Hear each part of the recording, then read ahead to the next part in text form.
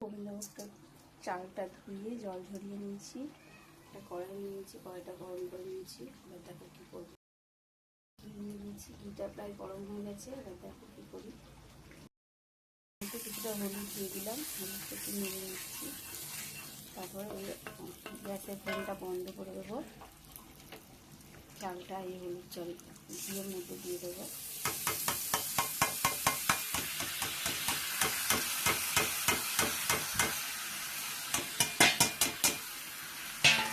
আর পুরো হলুদটা হয়ে গেছে অলমোস্ট, আমি একটু পুরো গেল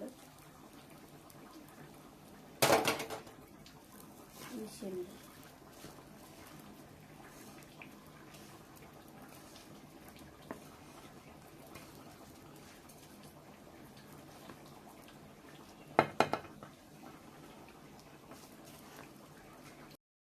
একটু আদা রসুন কাঁচা লঙ্কা বাটা দিয়ে দিলাম, রসুন না সরি আদা আর কাঁচা লঙ্কা বাটা দিয়ে দিলাম। একটু আদা কাঁচা লঙ্কা বাটা দিয়ে একটু মিশিয়ে নিচ্ছি। এবার আমি গরম জল দেবো, ঢাকা দিয়ে রান্নাটা হবে। নুন আর চিনিটা দেওয়া হয়নি এখনো, দেবো। আর নামানোর আগে গরম মশলা দেবো।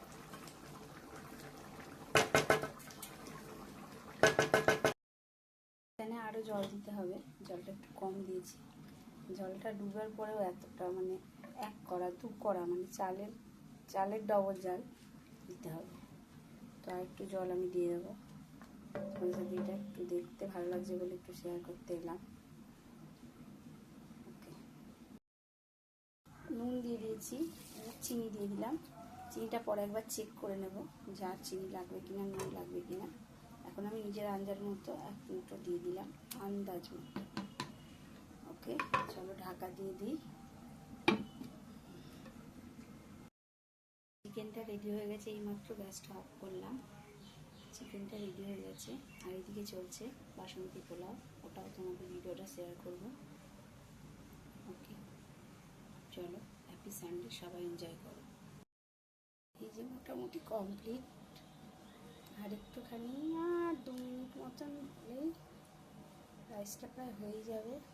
এই যে দেখো অল্প একটু গিট্টি ভাব আছে, কেটে যাবে এখনই।